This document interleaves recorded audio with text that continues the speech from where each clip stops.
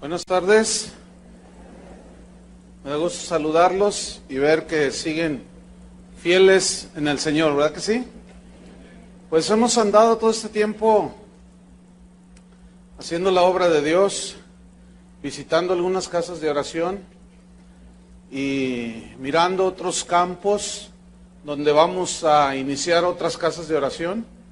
Parece que Dios está ahora apuntando hacia Sudamérica, Centro y Sudamérica, y próximamente en Buenos Aires será una ciudad donde habrá una sede de casa de oración, y hay otros países, Venezuela, Colombia, etcétera, donde probablemente, Dios está indicando por ahí que quiere hacer algo.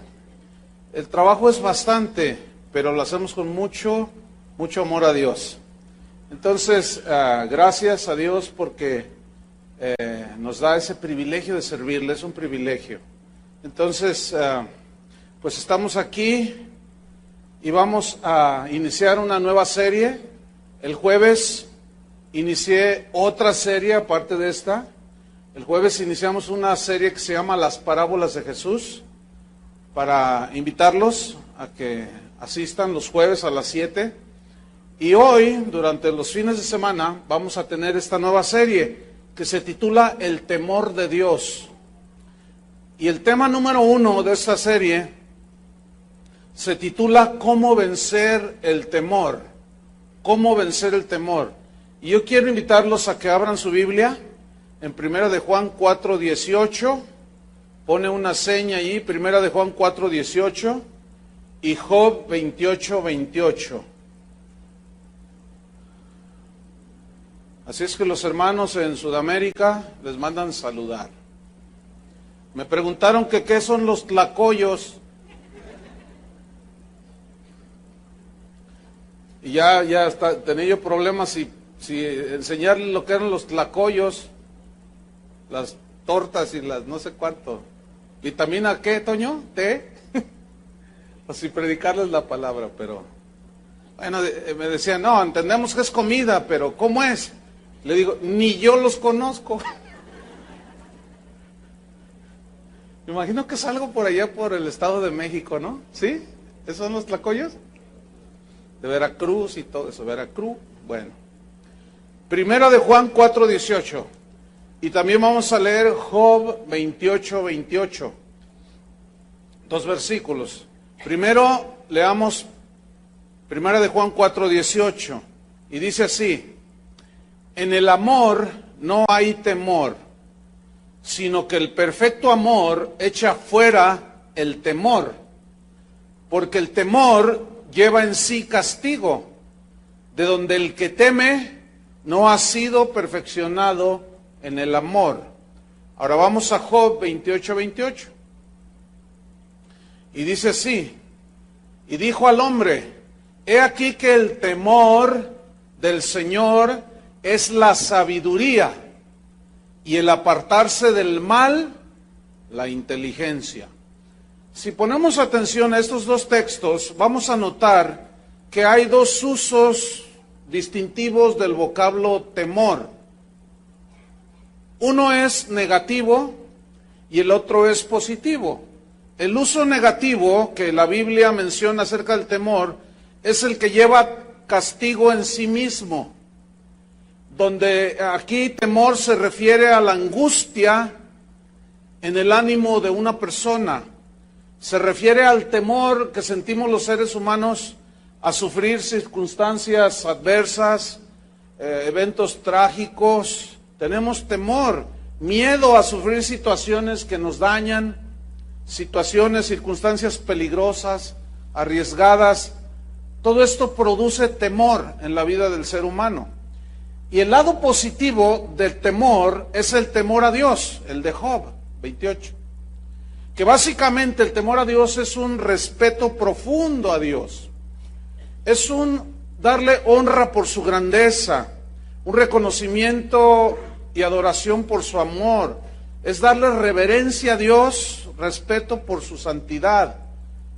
Job dijo, he aquí el temor del Señor es la sabiduría. Entonces notamos que tiene dos implicaciones la palabra temor, una positiva y otra negativa. La palabra que se traduce temor en 1 de Juan es la palabra phobos. Y esta palabra es una palabra neutral.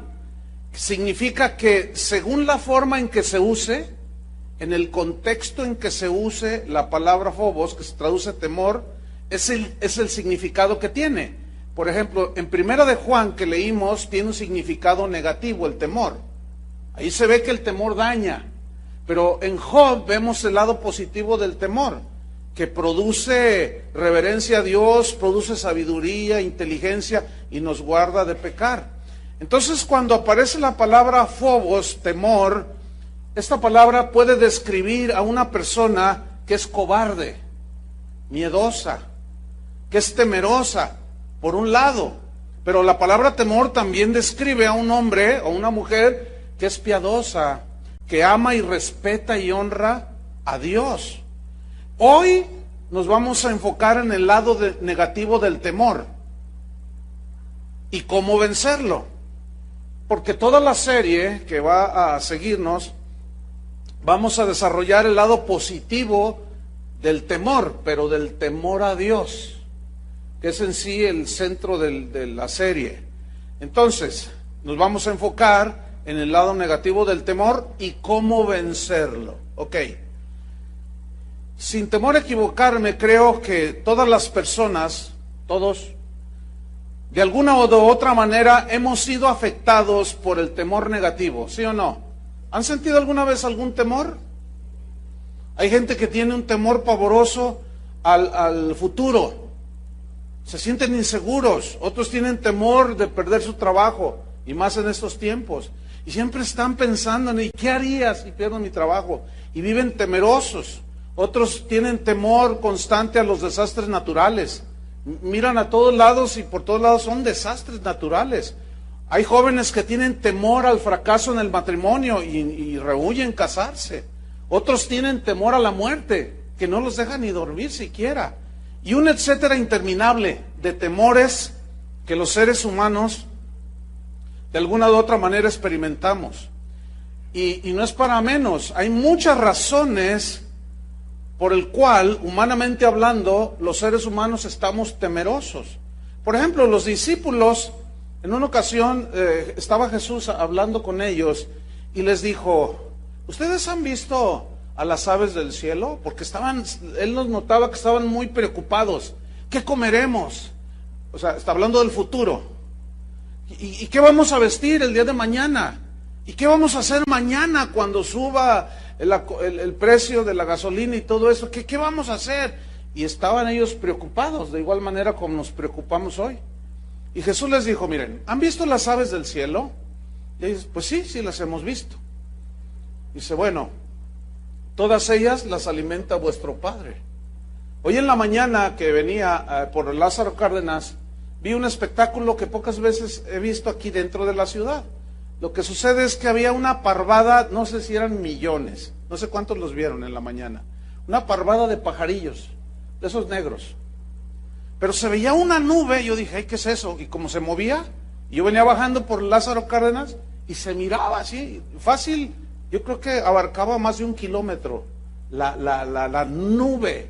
Era una cosa impresionante. Y se pararon todos ahí aquí en la unidad deportiva de López Mateos. Y estaba ahí todo el montón de pájaros, y se oía que cantaban y todo. Ni uno de esos está pidiendo limosna. Ni uno de esos está preocupado qué va a comer mañana, qué va a desayunar, ninguno de ellos. Y Jesús les dijo, ustedes valen más que los pajarillos. Vean las flores del campo. Si Dios las viste así, ni Salomón se vistió así, Dios las viste así, ¿no hará con vosotros mucho más, hombres de poca? Y se lo sabe. Fíjese, se sabe el texto, pero ¿cuántos les falta la fe y están preocupados por el futuro? Ahí nos damos cuenta de una cosa, que los temores a los hijos de Dios, desgraciadamente también nos inundan. Cuando somos presas del temor negativo, somos atormentados, hermanos. Desfallecemos ante el temor. Nos sentimos intranquilos, inseguros. Y vamos a ver 3 razones del por qué aún los cristianos caemos prisioneros del temor negativo. Pero vamos a ver también cómo la Biblia nos dice acerca de cómo vencer ese temor negativo. La primera razón del por qué caemos prisioneros del temor negativo es por falta de fe. Por falta de fe. Por falta de confianza en Dios. Y si la hierba del campo que hoy es y mañana se echa en el horno, Dios la viste así, ¿no hará mucho más a vosotros, hombres de poca fe? ¿Cuál es el asunto allí del afán desmedido, del temor del mañana, del qué voy a comer, qué voy a vestir? Falta de fe. ¿Y qué es fe? La definición más sencilla de fe es confianza total en Dios. Eso es fe. Quiero que note qué palabra tan pequeñita, solo 2 letras, fe, pero encierra todo, porque sin fe es imposible agradar a Dios, y por fe somos salvos. Fíjate, fe en el sacrificio de Cristo nos salva.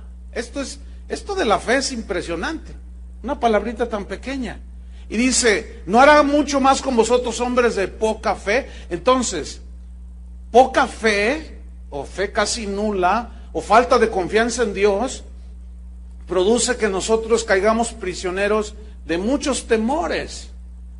En Hebreos 10:35 al 36 dice, no perdáis pues vuestra confianza o fe, que tiene grande recompensa, porque os es necesaria la paciencia, para que habiendo hecho la voluntad de Dios, obtengáis la promesa. Fíjate cómo dice, no perdáis vuestra confianza, vuestra fe en Dios. Otra razón es que el temor negativo es consecuencia o viene como consecuencia de la desobediencia a Dios, de la desobediencia a la palabra de Dios. Y otro es la rebeldía hacia Dios. Deuteronomio 28, vaya abriendo su Biblia. No lo vamos a leer todo el capítulo, son bastantes versículos. Pero Deuteronomio 28, usted lo va a hacer una tarea. ¿Le dejo una tarea? ¿Sí, la va a hacer? Para que vea lo que sienten sus hijos. Ok, hoy en la tarde o antes de dormirse, usted va a leer Deuteronomio capítulo 28. ¿Sí? No lo podemos leer todo, es bastante. Tiene casi 70 versículos. Ok. Los primeros 14 versículos que usted lea le van a gustar.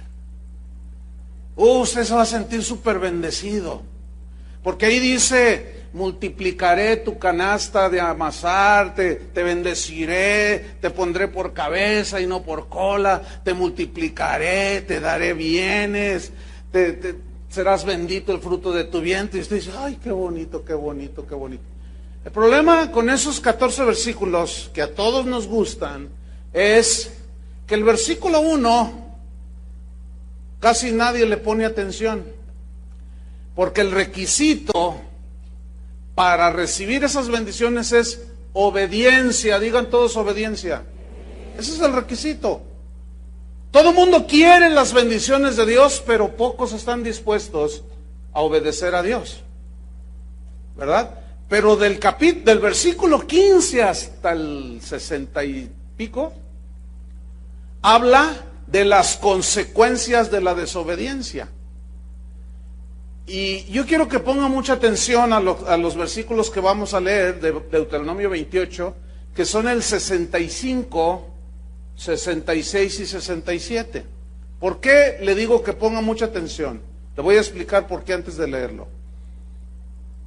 Porque es muy probable que al estar leyendo estos versículos, Dios le vaya a responder a usted el por qué está usted viviendo una vida de constante temor.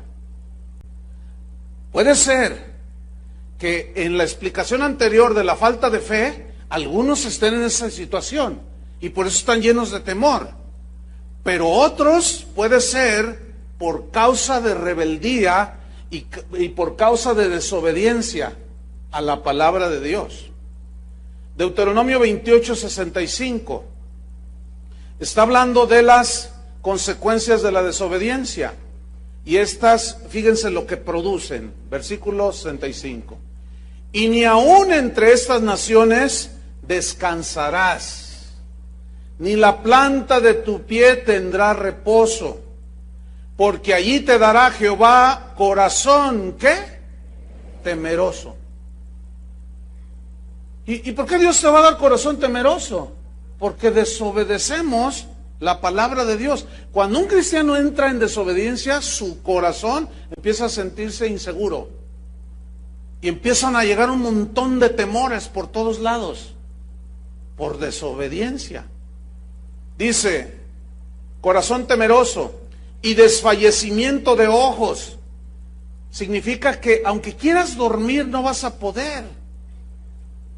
Qué triste situación. Y tristeza de alma. Hoy se conoce como depresión. Imagínate, tristeza de alma, que te levantas y no quieres ir a trabajar, no quieres ir a la escuela, no quieres mucho menos orar, leer la Biblia, olvídate. Estás todo temeroso, triste, desfalleciente. ¿Por qué? Tal vez Dios te esté diciendo por qué. Versículo 66. Y tendrás tu vida como algo que pende delante de ti. O sea, que estás tan inseguro que dices, ay, si me muero, sientes como que la muerte está muy próxima, que todo se puede terminar en un momento. Dice, sigue diciendo, y estarás temeroso de noche y de día. Qué situación tan más lamentable. Y no tendrás seguridad de tu vida. Versículo 67. Por la mañana dirás, ¿quién diera que fuese la tarde? Y a la tarde dirás, ¿quién diera que fuese la mañana? Por el miedo de tu corazón con que estarás amedrentado y por lo que verán tus ojos. Noten que el miedo, el temor, viene como consecuencia de, ¿qué? Desobediencia y rebelión a Dios. Probablemente Dios ha estado hablando a tu corazón día tras día de algunas cosas que tienes que ajustar. Otras cosas tienen que ver con el pecado. Y seguramente Dios ha estado hablando a tu vida, deja esto, y tú no lo has dejado. Entonces, poco a poco te has ido inclinando hacia esta situación. Por más que luchas y pides oración, no tienes paz en tu corazón. Te levantas y como si no durmieras, te levantas todo cansado, todo sin ganas de nada, te sientes triste, deprimido y dices, ay, ya Dios me abandonó. Y al primero que le echas la culpa de tu desobediencia es a Dios. Qué triste situación. Entonces cada uno analice cómo está su corazón. ¿Tienes completa paz o hay inseguridad? Hay temores, miedos. Por otro lado, el temor negativo tiene otro aspecto. Negativo, por supuesto. Y es que el temor es contagioso. ¿Se acuerdan cuando el asunto de esa gripe influenza? ¿Cómo había un montón de medidas de higiene para prevenir el contagio de esa gripe agresiva?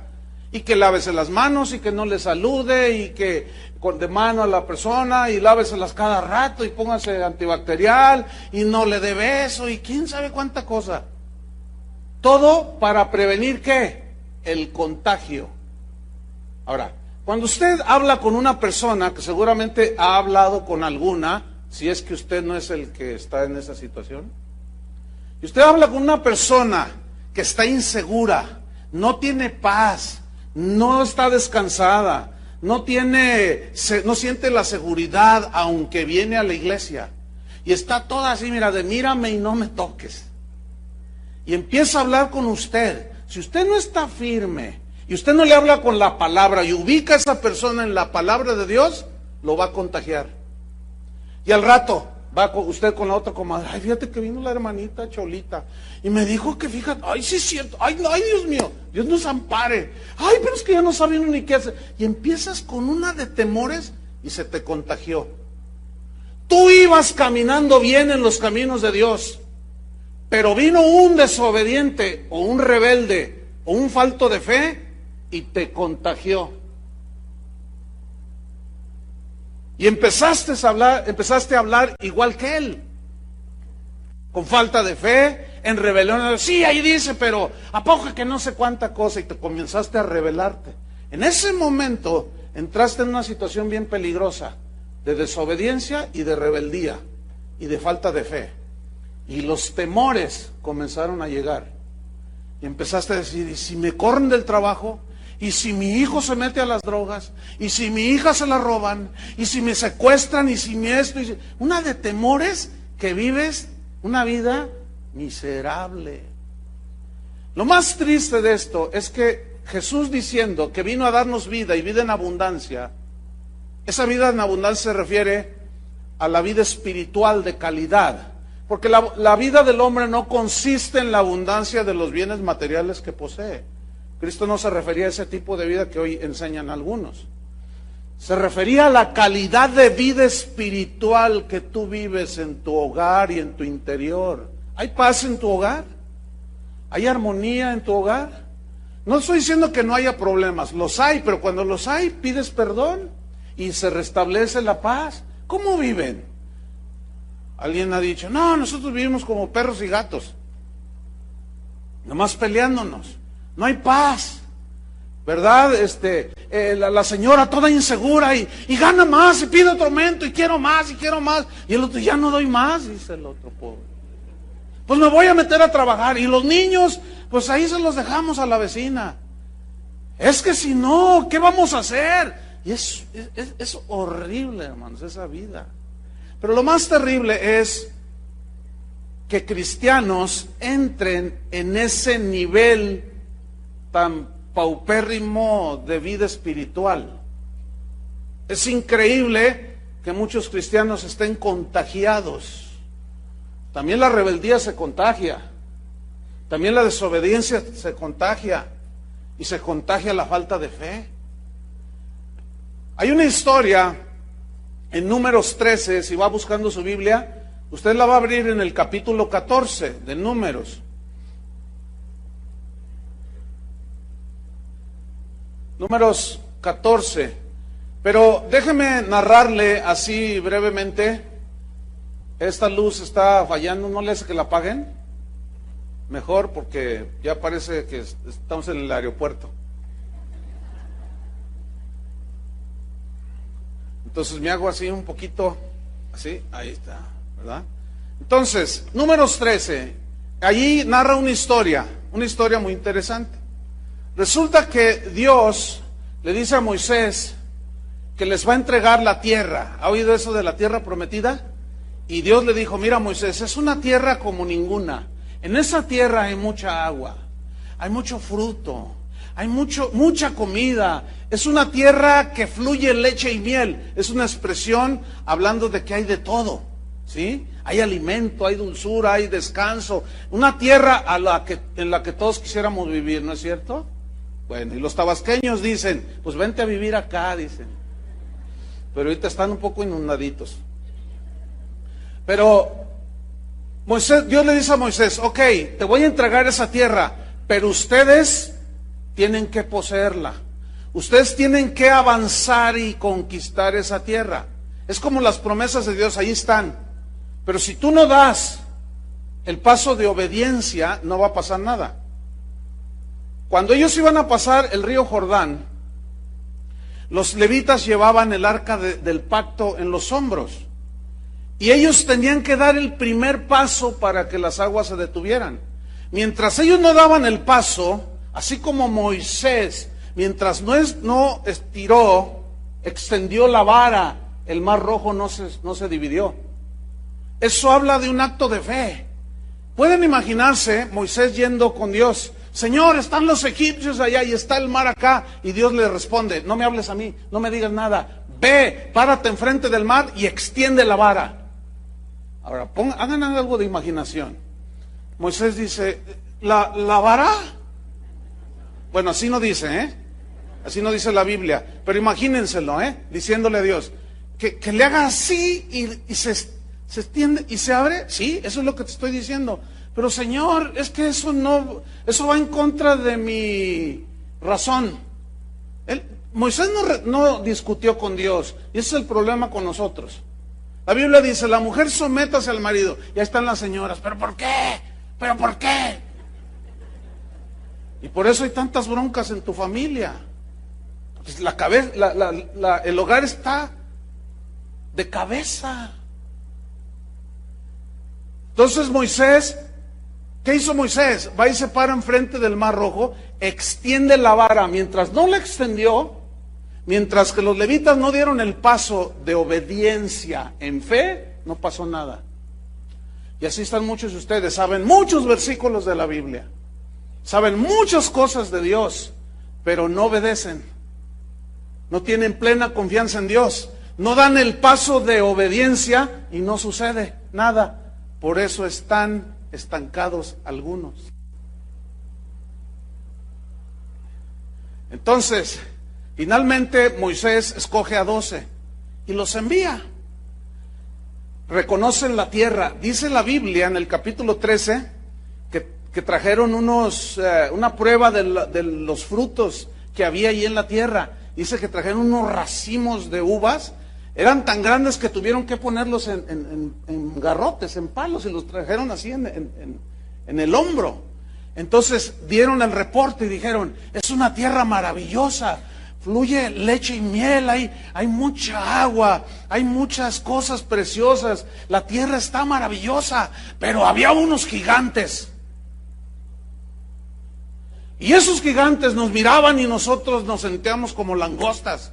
Y dijimos, no, esta tierra estará muy exquisita, pero nos van a hacer polvo.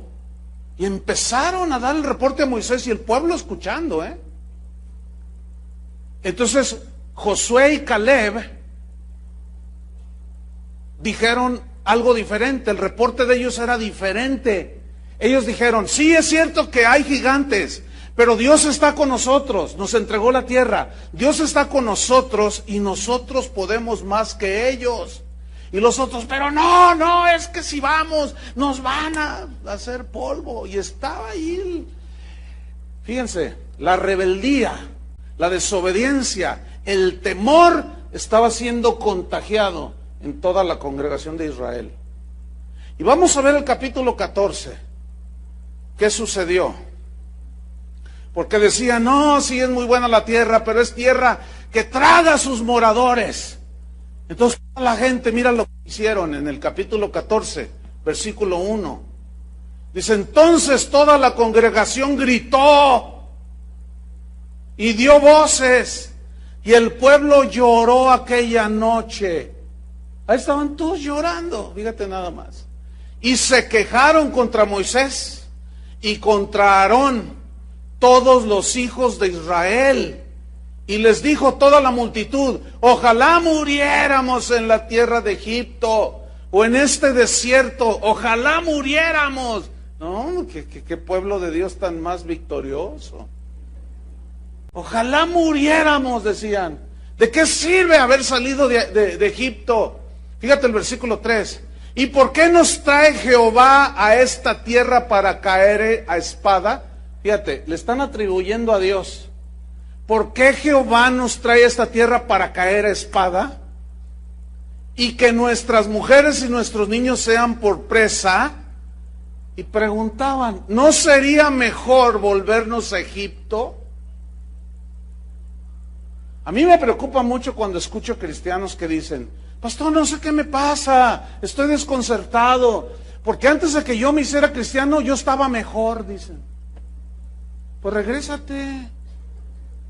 Si estabas mejor, ¿qué estás haciendo acá? Lo que pasa es que ellos, cuando dicen yo estaba mejor, ellos enfatizan y se refieren a que tenían más dinero y más bienes materiales.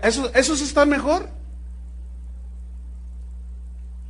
Pregúntenle al narcotraficante que acaban de agarrar, a la Barbie. Ese tenía todo el dinero del mundo. ¿Estaba mejor que nosotros? Hermanos, ese es el punto, que muchos nada más piensan en lo terrenal. Y no piensan en las cosas que realmente tienen validez, que es lo espiritual. Entonces decían, no sería mejor volvernos a Egipto, versículo 14:4. Y decían el uno al otro, designemos un capitán. Mira, si para eso sí que eran bien ordenados. Vamos a designar un capitán y volvámonos a Egipto. Entonces Moisés y Aarón se postraron sobre sus rostros delante de toda la multitud de la congregación de los hijos de Israel. Versículo 6. Y Josué, hijo de Nun, y Caleb, hijo de Jefone, que eran de los que habían reconocido la tierra, rompieron sus vestidos y hablaron a toda la congregación de los hijos de Israel diciendo, la tierra por donde pasamos para reconocerla es tierra en gran manera buena. Mira, hermano, las riquezas espirituales que Dios nos ofrece son en gran manera buenas. Son las cosas que no se pueden comprar con dinero, como la paz. ¿Sí o no? La seguridad en Cristo, eso no se puede comprar. Es bueno en gran manera. Y esa tierra, ellos la estaban despreciando por miedosos, porque no querían dar el paso de fe porque vieron gigantes. Entonces dice, esa tierra es en gran manera buena. Versículo 8. Si Jehová se agradara de nosotros, Él nos llevará a esta tierra y nos la entregará. Tierra que fluye leche y miel. Aquí está el punto en versículo 9. Por tanto, no seáis rebeldes contra Jehová. ¿Por qué estaban llenos de temor? Porque se rebelaron contra la palabra de Dios. No creyeron la palabra de Dios. Mientras Dios les dijo, yo les entrego la tierra, ellos dijeron, no, hay muchos gigantes. Es increíble. Sigo leyendo. No seáis rebeldes contra Jehová, ni temáis al pueblo de esa tierra, porque nosotros los comeremos como pan. Su amparo se ha apartado de ellos y con nosotros está Jehová. No los temáis. Ahí está, el temor negativo los había envuelto, los había abrazado y estaban llenos de temores. ¿Por qué? Por rebelión, por rebeldía, por falta de confianza en Dios. Versículo 10, mira, después de que dicen esto, mira cómo reaccionan. Entonces toda la multitud habló de apedrearlos. No, de verdad que esa gente, uno lo lee así, pero luego ve a los cristianos de hoy y dice, no hay mucha diferencia. No hay mucha diferencia. Porque el que predica el evangelio, la sana doctrina es aquella que te lleva hacia Dios, que te impulsa a obedecer a Dios, amar a Dios sobre todas las cosas, hacerle obediente. Esa es la sana doctrina. Pero a muchos no les gusta oír la sana doctrina. Les gusta oír cosas que alimentan su ego y que les enseñan a obtener las cosas de este mundo. Entonces, cuando viene la verdadera riqueza espiritual que alimenta, te dicen de todo. Y aquí hablaron de apedrearlos. ¿Por qué los iban a apedrear? Porque en realidad ellos nada más estaban viendo su propio gusto. Pero el temor era más grande que la fe. Y eso los llevó a rebelarse y a la vez era un círculo vicioso. Es muy probable que la condición en la que algunos de ustedes estén, de intranquilidad, de insatisfacción, sea producto de la desobediencia. Porque leen la Biblia, oyen la palabra de Dios, estudian inclusive la palabra de Dios y no la ponen por obra. O sea, nada más se queda en el terreno del conocimiento. Ya veremos un poquito más adelante eso. Entonces hablaron de apedrearlos. Pero la gloria de Jehová se mostró en el tabernáculo de reunión a todos los hijos de Israel. Y ni así, fíjate. Ahora, fíjate el versículo 11. Y Jehová dijo a Moisés, mira lo que le dijo, pon atención. ¿Hasta cuándo me ha de irritar este pueblo? ¿Qué sucede cuando alguien que dice que es su hijo desobedece a Dios? Mira, te lo voy a responder con esto. Cuando tú le dices a tu hijo una vez, 2 veces, cierta orden y no la hace, ¿cómo reaccionas tú? Con enojo, ¿no es cierto? Y con molestia. Es la tercera vez que te lo dije, y ya. ¿Sí o no? Bueno, si un padre, ¿qué padre es aquel que su hijo no disciplina? ¿Cuánto más Dios a sus hijos? Entonces, ¿qué está diciendo Dios? ¿Hasta cuándo me ha de irritar este pueblo? Y todavía hace una pregunta. ¿Hasta cuándo no me creerán? ¿Ven? ¿Hasta cuándo no me creerán? Hay gente que dice, que va a las iglesias y dice, se me hace que ya Dios me abandonó. Se te hace. Fíjate nomás. ¿Qué frase? Tan llena de fe, de convicción. Se me hace que ya Dios me abandonó. Sí, ¿y por qué? Pues es que le pido y no pasa nada. Es que el cristianismo no es le pido. Eso no es el cristianismo. Eso es la religión de los santos pediches. Eso no es el cristianismo. El cristianismo es obediencia a Dios. Amar a Dios sobre todas las cosas. Obedecerle a Él. Y sí oramos y pedimos. Pero a veces nos responde y a veces no. Y si nos responde, pues qué bien. Y si no, ¿qué? Pues también debería de ser, ¿no? El problema es que no lo vemos así. Entonces decimos, es que yo oro y le pido y Dios no me contesta. Es que Dios a mí no me oye. Ya no me quiere, dicen. Qué triste es oír hablar así a los hijos de Dios. Y Dios se molesta, se enoja. ¿Hasta cuándo me creerán? Y la misma pregunta nos hace el Señor, ¿hasta cuándo me van a creer? ¿Hasta cuándo me vas a creer? Que si no respetas a tu esposa, yo no escucho tus oraciones. ¿Qué nos dice eso, Pedro? Que trates bien a tu esposa para que tus oraciones no tengan estorbo. Entonces, como las oraciones no llegan, pues no hay nada. Y tú te sientes todo y ¡ay, Dios mío! ¿Hasta cuándo me vas a creer? Te dice el Señor. ¿Hasta cuándo? ¿Hasta cuándo me vas a creer que dejes de estar coqueteando con el pecado? ¿Hasta cuándo me vas a entender? ¿Hasta cuándo me vas a creer? ¿Hasta cuándo me vas a creer que yo estoy contigo todos los días hasta el fin del mundo? ¿Hasta cuándo me vas a creer? Pero es que no te siento. Es que el cristianismo no es de sentir. El cristianismo es de fe, de creer y obedecer. Eso es el cristianismo, hermanos. Y Dios estaba enojado. Pero fíjate lo que dice al final. Con todas las señales que he hecho en medio de ellos. O sea, esto me prueba una vez más lo que yo les enseño constantemente, enfatizándole. ¿Por qué enfatizo esto? Que los milagros no convierten a nadie, tampoco los milagros cambian a nadie, tampoco los milagros producen fe en nadie. Lo que produce fe, lo que salva, lo que transforma, es la palabra de Dios, ¿sí o no? Aquí ellos habían pasado el Mar Rojo. ¿Alguno de ustedes ha pasado Chapala por tierra seca? O los baches aquí de Guadalajara, que están llenos de agua. A ver, den el paso de fe y que sea. ¿Alguna vez han pasado Chapala así como por tierra seca? No, fueron unos cuantos que experimentaron un milagro maravilloso. Y luego están enfrente de la tierra y tienen miedo. Ya Dios nos dejó. Mejor nos vamos a Egipto. ¿Qué hombres de poca fe?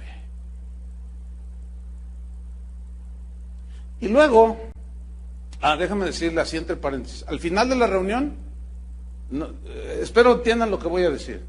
No vengan conmigo para que ore por ustedes. No voy a orar por ustedes. No, es que no es de oración aquí. ¿Entiendes? ¿De qué es aquí? De obediencia. y de fe. Yo no puedo tener fe por usted, ni ser obediente por usted. Entonces, en este caso, no vengan a que ore por ustedes, porque no lo voy a hacer. Es como tu hijo te desobedece una vez, 2 veces, 3 veces, luego va contigo. Bueno, ora por mí, no, ¿cuál ora por mí? ¡Hágalo! Es lo mismo. Y Dios igual. ¿Sí? En el Antiguo Testamento se ve que muchos oraban y nada. Hasta el Señor decía, quita de mí esto, quita delante de mí esto y obedéceme. Eso era todo. Por eso están muchos llenos de temor. Y aquí estaban todos contagiados. Bueno, déjeme decirle que esa generación que dudó y estaba llena de temor, no entraron a la tierra prometida. O sea, al disfrute de la tierra de las bendiciones que Dios había tenido para ellos. Usted puede ser salvo, pero vivir aquí en la tierra una vida mediocre. Pero en grado superlativo, O sea, porque la salvación es por fe, ¿sí? Y la salvación es un acto de usted se arrepiente y por gracia, por medio de la fe somos salvos. Pero ya cómo está viviendo o cómo va a vivir su vida cristiana, ese es otro asunto. ¿Me estoy explicando? O sea, ¿cómo vive usted su vida cristiana? Ese es el punto. ¿Usted tiene paciencia para heredar las promesas? ¿Usted está siendo obediente para ser transformado a la imagen de Jesús? ¿O lo llena el orgullo, la vanidad, el deseo de reconocimiento y tantas cosas que son de la carne? Es obvio que cada quien entonces escoge el estilo de vida que vive. O sea, como usted vive, ahorita ya vamos a suponer que todos son cristianos. Como usted vive, es lo que usted decidió. Así como usted vive, es como usted decidió vivir. El otro día hablaba con una persona, ahora que andaba ya en otro país, y pues yo lo conozco de años a un joven. Y yo sabía que este joven tenía problemas con su hermano en la carnal. Entonces lo vi, tenía ya rato que no lo miraba, y yo le pregunté, le dije, oye, ¿cómo está tu relación con tu hermano? A ese ni me lo nombres, dice. A ese no lo voy a perdonar nunca. Entonces yo le dije, ¿estás seguro de eso? Claro, es que lo que mi hermano hizo no es merecedor de que nadie lo perdone, y no lo voy a perdonar nunca. Le digo, ¿y vas a la iglesia? Bueno, sí, ya me estoy congregando en una iglesia muy, muy buena. ¿Y? Le digo, no, mira. La Biblia dice que el que dice que ama a Dios y aborrece a su hermano es mentiroso. O sea, a ver, explíqueme, ¿cómo se puede concebir a un cristiano así, con amargura? ¿Se puede? Ok, pregúnteme cómo vive. En 3 días que estuve por ahí me di cuenta cómo vive. Pregúnteme cómo vive ese cristiano. Una vida miserable, con un nivel espiritual de este tamañito, mire, de pigmeo espiritual, así. Es obvio que está tapado en muchas áreas de la vida espiritual, no las entiende. Es obvio. Y luego, oye, Pastor Chuy, ora por mí para que Dios me bendiga. No. Yo no voy a orar por ti. Le dije, no. ¿Cómo que ora por mí para que Dios me bendiga? Le dije, lo que tienes que hacer es arreglar tu vida y obedecer a Dios. Y primero arreglarte con tu hermano. Y me vuelve a decir, ese jamás lo voy a perdonar. Ah, bueno, ok. ¿Y qué dice el Señor? Si no perdonáis de todo vuestro corazón a los demás sus ofensas, tampoco vuestro Padre te perdonará. ¿No dice así? Está bajo las consecuencias de la desobediencia. Ahora, pregúntenme si está lleno de temores. En una hora que platiqué con él, está lleno de temores que le roben el auto, que le secuestren a su hijo, que le roben a la esposa, que lo corran del trabajo. En una hora me di cuenta, Casi los contaba yo, 17 temores, 18, 19, 20, 21. Pero yo tenía una coraza alrededor de mí para no contagiarme. Pero ¿saben qué sucedió? Llegó un momento en que ya le dije, bueno, ahí nos vemos. No, espérate, le dije, no. ¿Saben que yo ya no le dije nada de la palabra de Dios? ¿Saben por qué? Porque la Biblia dice, no le eches las perlas a los cerdos. Esto es muy fuerte. Las perlas son las riquezas del Evangelio. No sea que las pisoteen y después se vuelvan en contra tuya. A los discípulos les dijo, ya, no les diga nada, ya. Sacudan el polvo de sus pies. Y me levanté y le dije, bueno, ahí nos vemos. Oye, pero no. Oye, ¿cómo puedes estar hablando con alguien que te dice, yo nunca voy a perdonar a mi hermano? ¿Cómo puedes seguir hablando con él? No. Dice, no, ahí nos vemos. Y no oré por él. Porque no es un asunto de oración, ¿entienden? Es un asunto de que él está amargado contra su hermano. Otros contra su papá, otros contra su mamá. Entonces, cada uno vive la vida que escogió vivir.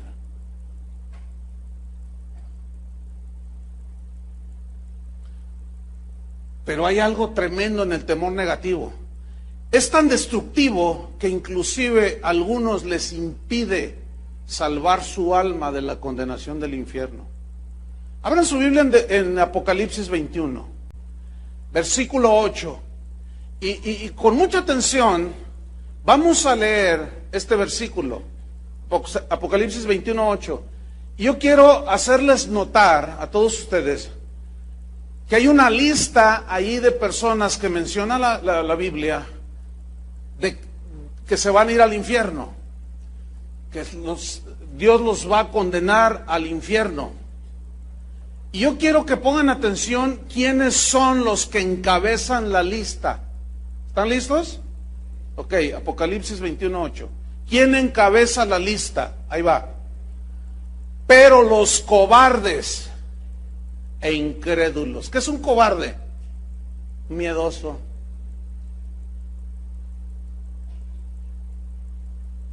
Hay algunos que tienen miedo a decirle a su compadre que ya son cristianos. Otros tienen miedo de que su esposa sepa que ya se hicieron cristianos. No, me corre, me golpea con la cacerola. Otros dicen, no, si mi papá sabe que yo me hice cristiano me va a desheredar, yo no le voy a decir nada. Escuchen bien, Jesús dijo, cualquiera que me confesare delante de los hombres, yo le confesaré delante de mi Padre. Y cualquiera que se avergüence de mí y me negare delante de los hombres, yo también me voy a avergonzar y lo voy a negar. O sea, el temor, fíjate bien, porque hay temor de decir que eres cristiano y de vivir la vida cristiana, y de decirles a tus amigos en la universidad o a tus vecinos que sepan que eres cristiano. Son temores de que me van a ofender, se van a burlar, me van a decir cuánta cosa. Temores. Pero los cobardes, y luego dice, incrédulos. ¿Qué es un incrédulo? Que no cree, que nunca tuvo confianza en Dios, que nunca creyó, aunque venía a la iglesia, nunca creyó lo que la Biblia decía. Pero los cobardes e incrédulos, y luego sigue la lista, los abominables, los homicidas, los fornicarios, los hechiceros, los idólatras y todos los mentirosos tendrán su parte en el lago que arde con fuego y azufre, o sea, el infierno. Ahora, lo que me llamó la atención a mí de este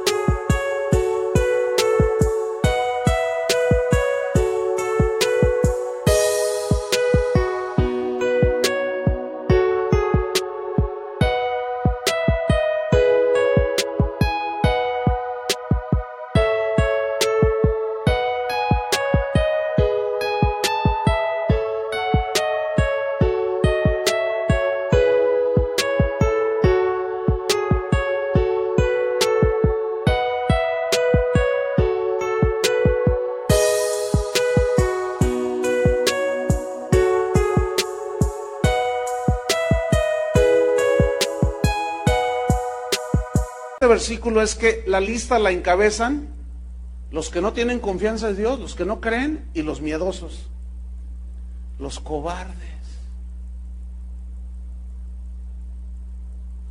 Entonces, el miedo, ¿hasta dónde nos puede arrastrar? Ahora bien, aquí entramos en lo que realmente nos interesa a nosotros ahora. ¿Cómo vencer el temor negativo? ¿Cómo vencerlo? Porque es muy probable que muchos estemos envueltos ya en estos temores. Y la pregunta es, ¿cómo vencer todo esto? ¿Cómo vencer ese desasosiego que siento, esa intranquilidad, esa inseguridad, ese temor de qué voy a hacer mañana? El país está en quiebra y el negocio a lo mejor lo cierran, la empresa, voy a perder mi trabajo. ¿Qué voy? Uy, hermanos. ¿Saben? El mundo, Jesús dijo que los hombres, cuando vean las potencias de los cielos, las señales en el sol, en la luna, dice, los hombres desfallecerán por el temor en sus corazones. O sea, en realidad, miras alrededor y no está para menos, ¿eh? El asunto aquí, en que la diferencia entre ustedes que están aquí y los que están afuera, que no son creyentes, la gran diferencia es que tú eres creyente. Bueno, eso se supone, ¿o no? Vamos a creer que sí son. Ok. Entonces, ¿qué hay que hacer? Ok, yo creo, pero tengo miedo. Tengo temores. Tengo miedo de que mi hijo se vaya a las drogas, de que mi hija la secuestre el mochaorejas. Tengo miedo de todo. Y como tengo miedo de todo, celo al marido, celo a la esposa. A mis hijos los tengo aquí, no te me muevas de aquí porque te roba el chamuco y el chupacabras te chupa la sangre. Tienes temor de todo. Hermanos, déjenme decirles algo. ¿Saben que en Centroamérica y parte de Sudamérica hace años ya que es muy común que secuestren pastores? ¿No sabían eso? Bueno, ya ahora ya lo saben. Bueno, ya está llegando acá a México. ¿Y saben cuál es la onda con los delincuentes? Que dicen, a ver, ¿cuánta gente tiene? No, pues que se cooperen entre todos. Así le hacen, no, eso es en serio. Y ya ha habido secuestros, hermanos. En la Ciudad de México acaban de secuestrar al hijo de un pastor. Dice, ¿cuánta gente tienes? Por cabeza 1,000 pesos. Y claro, los pastores, ¿de qué creen que platicamos el otro día?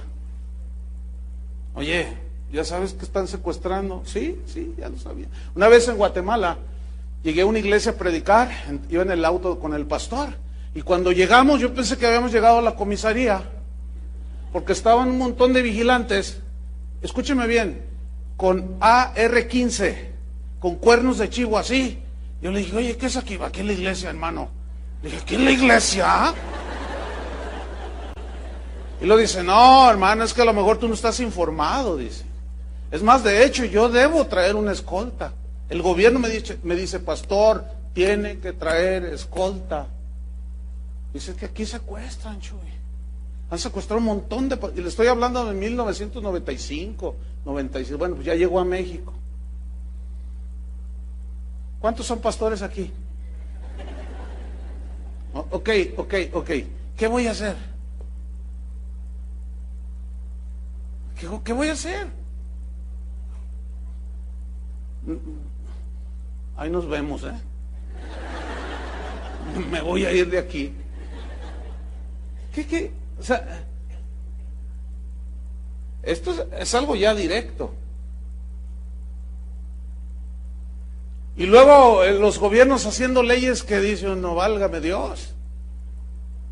¿Qué cuando obliguen a que una pareja de homosexuales vengan a querer casarlos y yo les diga no? Me van a echar a los derechos humanos. Y me van a llamar allá y me van a estar multando. Y entonces, ¿qué? ¿Voy a tener miedo a decir no? Bueno, pues ahí se cooperan, ¿eh? Y se cooperan. ¿Cómo vencer el temor? Porque a fin de cuentas, cuando vivieron los apóstoles, el mismo Jesús, ¿cómo estaba el mundo, hermanos? No era diferente. Y en ese sentido era peor, porque en aquel entonces los mataban. Pero vamos a ver cómo vencer el temor negativo. Abran su Biblia en 1 de Juan 4:15. 1 de Juan 4:15. Aquí está cómo. Aquí está. Dice 1 de Juan 4:15.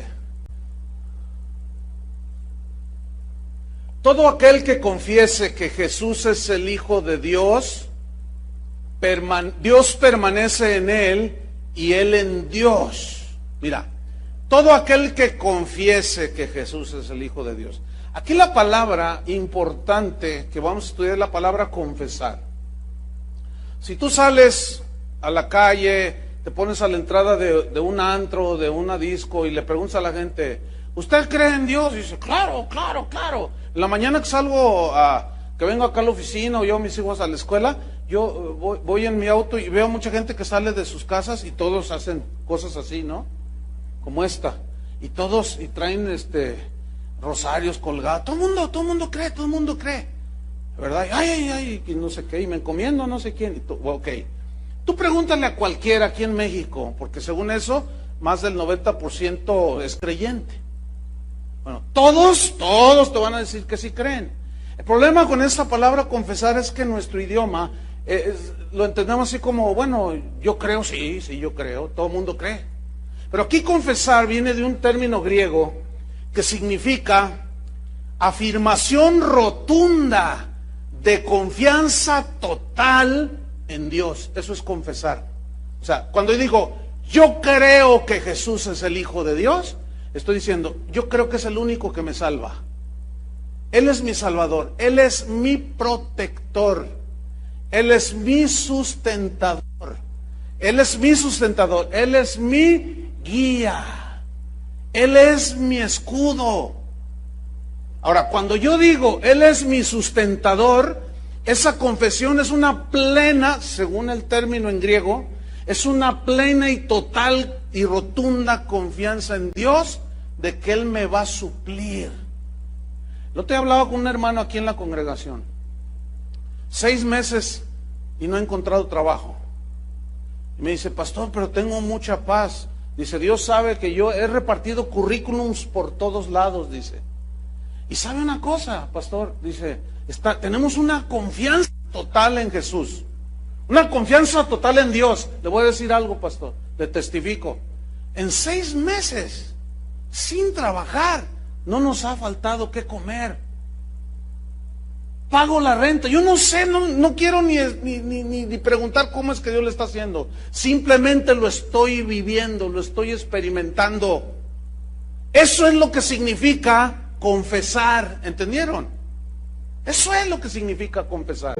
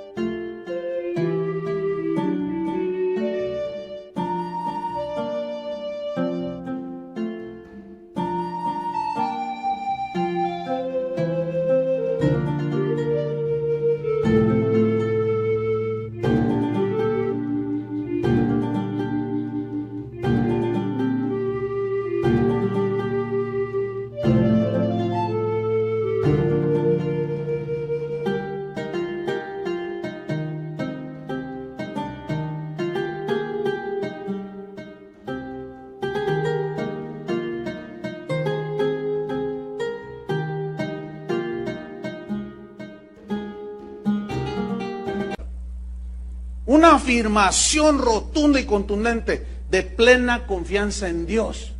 Pero ¿qué sucede?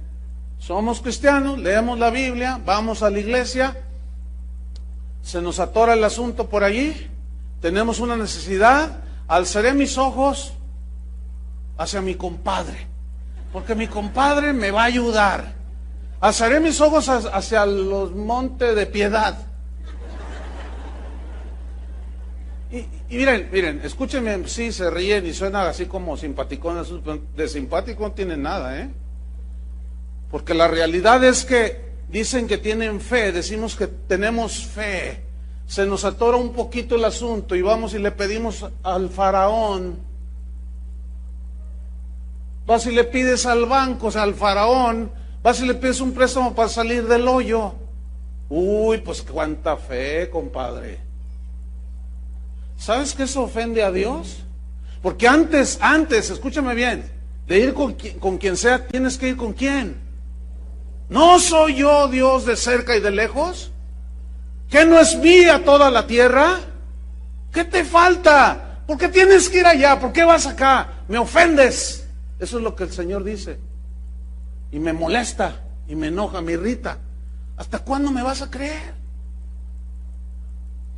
Entonces, al no creerle, al vivir así, estamos llenos de temor. Entonces dice, todo aquel que confiesa que Jesús es el Hijo de Dios, fíjate, Dios permanece en él y él en Dios. Y nosotros, dice, fíjese, pongan mucha atención, vean su Biblia. Y nosotros hemos conocido y creído. Son dos cosas diferentes. Todo mundo conoce, pero aquí creer es tener una plena y total confianza en Dios. Hemos conocido y creído. Ahora, ¿qué? El amor. Hemos conocido el amor y hemos creído el amor que Dios tiene para con nosotros. ¿Dónde se mostró ese amor? En la cruz. Mas Dios muestra su amor para con nosotros, en que siendo aún pecadores, Cristo murió por nosotros. Y a mí me preocupa escuchar a cristianos que dicen, a mí Dios no me ama. Me preocupa. Porque es decirle a Dios, cuando tú le dices a Dios así, o cuando tú dices a alguien, es que a mí Dios no me ama, tú estás diciendo, para mí el sacrificio de Cristo no vale nada. Eso es lo que en realidad está diciendo una persona que dice, a mí Dios no me ama. ¿Quieres ver el amor de Dios? Mira a Cristo en la cruz. Entonces, cuando alguien viene a una iglesia cristiana y dice, es que a mí Dios no me habla, a mí Dios no me oye, a mí Dios no me... Algo anda mal ahí. Algo anda muy mal. Fíjate la frase que viene a continuación en el versículo 16. Es hermosísima esta frase. Dice, Dios es, ¿qué? Amor. ¿Qué frase, no? Dios es, ¿qué? Amor. Y luego dice, y el que permanece en amor, o en Dios, en el amor de Dios, permanece en Dios y Dios en él. Yo quiero que ustedes noten que en este versículo 15 y 16 menciona varias veces la palabra permanecer. Permanece, permanece, permanece. Y ¿por qué tanto énfasis en permanecer? Para nosotros escuchamos permanecer y decir, bueno, pues permanecer, estar allí. Pero en el griego viene de un término meno, que significa vivir, significa morar, significa permanecer, estar allí permanentemente, sin moverse. ¿Sabes qué es lo que hace que tú permanezcas sin moverte, permaneces inamovible en Cristo? ¿Sabes qué es lo que hace? La fe.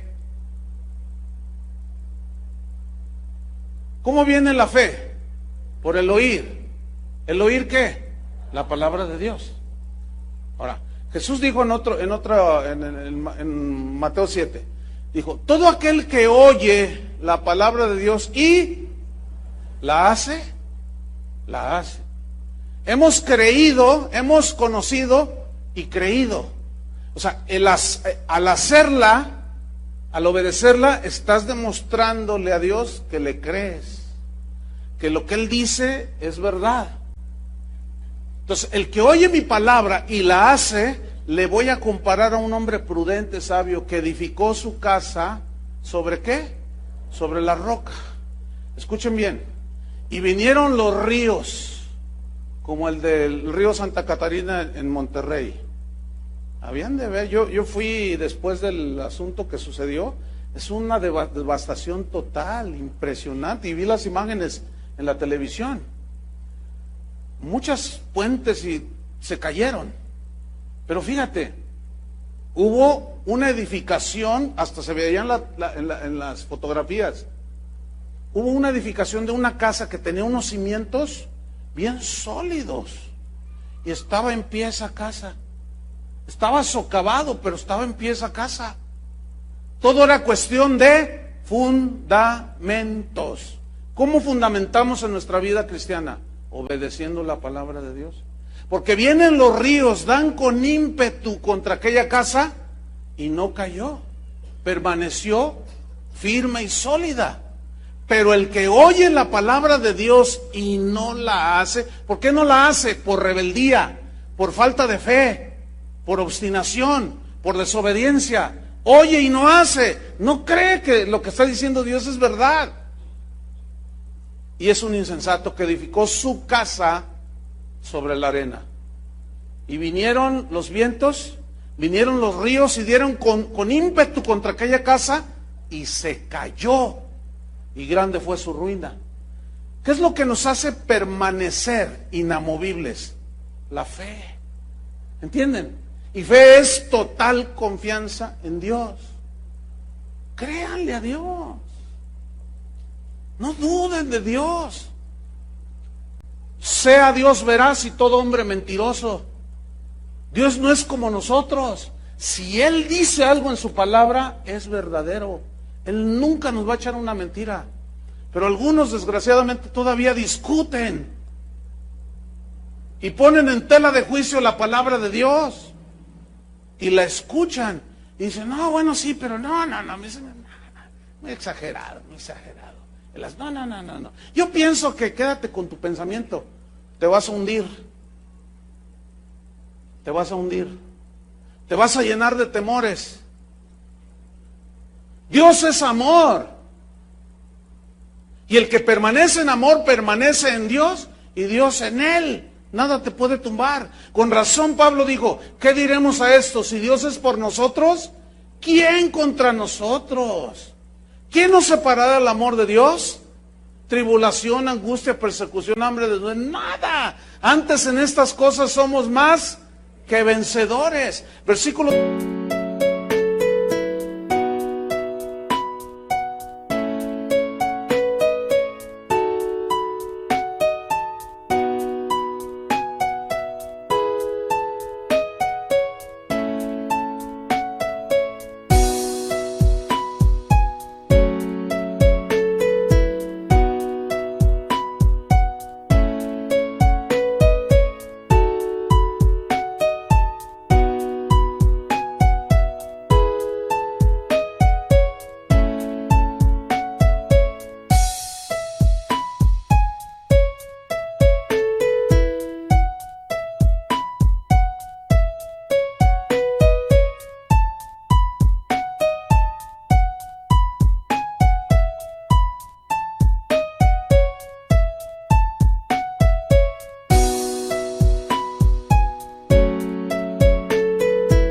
17. En esto se ha perfeccionado el amor en nosotros, o sea, el amor de Dios. En eso se ha perfeccionado, ha crecido, hemos madurado, para que tengamos confianza en el día del juicio. ¿Por qué dice que tengamos confianza en el día del juicio? La respuesta está en los versículos, en las palabras que siguen. Porque como Él es, así somos nosotros en este mundo. Jesús es puro y santo. Cuando una persona se arrepiente y lava sus pecados en la sangre de Cristo, ¿cómo nos ve? Santos. ¿Sí o no? Eso dice la Biblia. Entonces, así como Él es, nosotros somos en este mundo. ¿Cómo nos ve Dios? ¿Cómo estamos? ¿Cómo somos? Santos, limpios. Ya nuestros pecados fueron lavados en la sangre de Cristo. Un día vendrá el juicio. Y no debemos de tener temor a ese juicio final. ¿Por qué? Porque nuestros pecados ya fueron juzgados en la cruz del Calvario. Espero estén entendiendo. Porque de ahí se deriva lo demás. Entonces, miren, para irnos sobre el final, versículo 18. En el amor de Dios, permanecer en Él, no hay temor. No hay temor a la muerte, no hay temor al futuro, no hay temor a los desastres, no hay temor, sino que el perfecto amor de Dios echa, ¿qué echa? Fuera, ¿qué? El temor. ¿Cuál es el punto? Obediencia. Fe, obediencia. Eso te sustenta. Sino que el perfecto amor, o sea, que tú ya sabes que Dios te amó y si nos dio a su Hijo, nos da también todas las cosas. Entonces, cuando nosotros creemos lo que Él nos dice en su palabra, nosotros estamos creyendo que nos lo dice por amor. Y si yo obedezco, permanezco en su amor. Y ese amor a Dios y a su palabra es lo que echa afuera, ¿qué? El temor. Espero estén entendiendo. No vamos a poder avanzar en la serie El temor de Dios si primero no tratamos este punto. Porque ¿cómo vamos a implantar el temor de Dios en los cristianos, el lado positivo del temor, si están llenos de temores?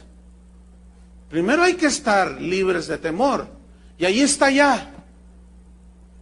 Permanecer en Dios, obedecer a Dios, tener confianza plena en Él. El perfecto amor echa fuera el temor porque el temor lleva en sí castigo, de donde el que teme no ha sido perfeccionado en el amor. ¿Cuántos reconocen que necesitamos seguir siendo perfeccionados en el amor? O sea, crecer todavía más. Pero no va a pasar nada, escúchenme bien, si no hacemos como Moisés, dar el primer paso de obediencia en fe. Entonces necesitamos descansar plenamente en el amor de Dios para erradicar el temor negativo de nuestros corazones. El Señor, Pablo decía, no habéis recibido el espíritu de esclavitud para estar otra vez en temor. Hemos recibido un espíritu que nos ha liberado. Si no han recibido el espíritu por el cual clamamos, Abba, Padre. Terminamos leyendo Salmo 121. Abra su Biblia. Entonces, hemos visto cómo el lado negativo del temor destruye. Nos destruye, hermanos. Pero el perfecto amor echa fuera el temor. Y vamos a ver el Salmo 121 para que veamos cómo la fe en la promesa de Dios, en la palabra de Dios, ahuyentan el temor negativo y produce seguridad, confianza en Dios. Salmo 121, versículo 1 dice, alzaré mis ojos, ¿a dónde? A las alturas, a los montes. ¿De dónde vendrá mi socorro? Está buena esa pregunta, ¿no? A ver, yo se las hago ahora. ¿De dónde viene tu socorro cuando estás en una necesidad? De tu compadre, de tu papá, de tu mamá, del gobierno. ¿De dónde viene tu socorro? Bueno, aquí el salmista dice, mi socorro viene de Dios. Pregunto, ¿de dónde viene tu socorro? Bueno, del salmista él respondía, mi socorro viene de Dios. No dice que viene del psicólogo, no dice que viene del pastor, no dice que viene del compadre, no dice que viene del Monte de Piedad, no dice que viene del Banco Santander, no dice nada de eso. Ahora, que Dios use a todos esos, ese es otro asunto. Pero ¿de dónde viene mi socorro? ¿Del tuyo? ¿El mío? ¿De dónde viene? Bueno, cada quien tiene una respuesta. ¿Sí? ¿En quién te estás refugiando para esperar el socorro? Bueno, mi socorro viene de Jehová, que hizo los cielos y la tierra. Mira el versículo 3, habla de protección. No dará tu pie al resbaladero, ni se dormirá el que te guarda. Aunque algunos de ustedes están bien dormidos ahorita. Él no duerme. Fíjate qué maravilla, ¿eh? Tú te duermes y pierdes la noción de lo que está a tu alrededor. Dios no duerme. Fíjate lo que dice en el versículo que sigue, el 4. He aquí no se adormecerá ni dormirá el que guarda a Israel. O sea, no estará cabeceando así, como algunos de ustedes están cabeceando así. No, Dios no hace eso. Él está despierto. Él no es hombre como nosotros. No es humano. Él no necesita dormir. Y siempre está al pendiente de sus hijos. Mira lo que dice. Jehová es tu guardador. tu protector, tu cuidador.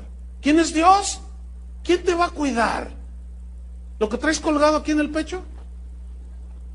Utiliza más la razón, el sentido común. ¿Cómo una cosita de oro, de plata me va a proteger? Digo, sean más inteligentes. O me va a proteger. ¿Qué me va a proteger? ¿Quién es el que protege a sus hijos? Dios. ¿Qué más dice? Jehová es tu guardador. Jehová es tu sombra, tu mano derecha. ¿Se acuerdan que Jesús dijo, yo estoy con vosotros todos los días hasta el fin del mundo? Esto va de la mano con esa frase. Jehová es tu sombra, tu mano derecha. ¿Cuántos alcanzan a ver que hay una sombra detrás de mí? Que los focos, los que están arriba tal vez la verán mejor. Hay una sombra que está de este lado, ¿no? Pues, o de este también. Ok. Bueno, yo tengo 3 sombras. El Padre, el Hijo y el Espíritu Santo. Fíjese, yo a donde me mueva, así, ¿me sigue qué? ¿Qué me sigue? O sea, no, por más que, ay, sáquese por allá, quítese de aquí, aunque me agache. O sea, todo movimiento que yo hago, mi sombra lo repite, porque yo proyecto esa sombra. Ahora, esa frase, que el Señor es tu sombra, tu mano derecha, tiene una implicación de que así como tu sombra te sigue a todos lados, a donde te vayas y te muevas, así Dios está.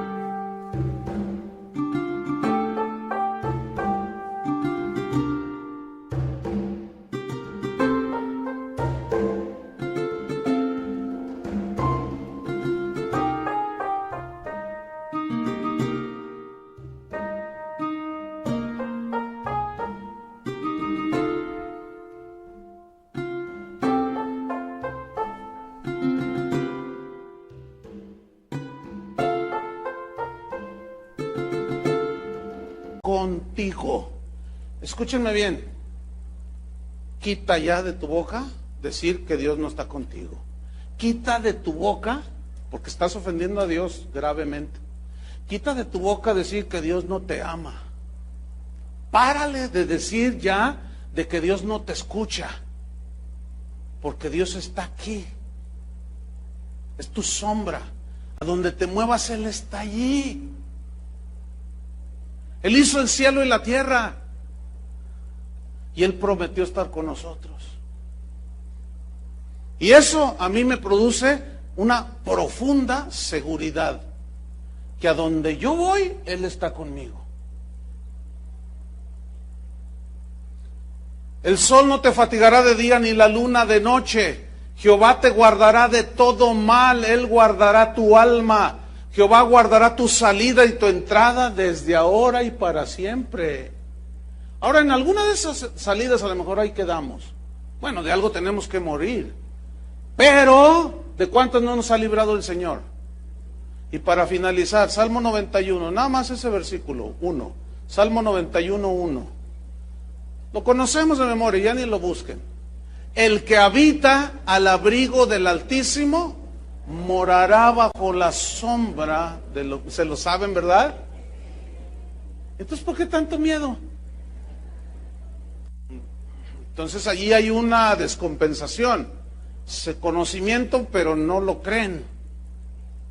Porque ahí dice que el que habita al abrigo del Altísimo morará bajo la sombra del Omnipotente. En el hebreo, aquí esta frase, el que habita al abrigo, da una idea, el que habita está bajo la cubierta del Altísimo. Es decir, es como eso, déjeme ilustrárselo. Es como un paraguas. Hay un montón de paraguas, ¿no es cierto? Usted empieza a llover y usted compra un paraguas chino de esos de 10 pesos y usted lo acciona así, ¡ta! Y entonces se abre así y luego se hace así. Y usted se moja todo. Es un paraguas barato, mal hecho, no sirve para nada. Es úselo o medio úselo y tírelo. Pero hay otros paraguas. Una vez me prestaron uno, ya ve en tiempo de lluvias, pero de esos paraguas que se ve que era un paraguas de calidad. De esos, me imagino que no era nada baratito, pero era de esos, cuando lo abrí, se abrió casi 2 metros de diámetro. Impresionante. Y con el viento ya mero parecía yo Mary Poppins, así volando así.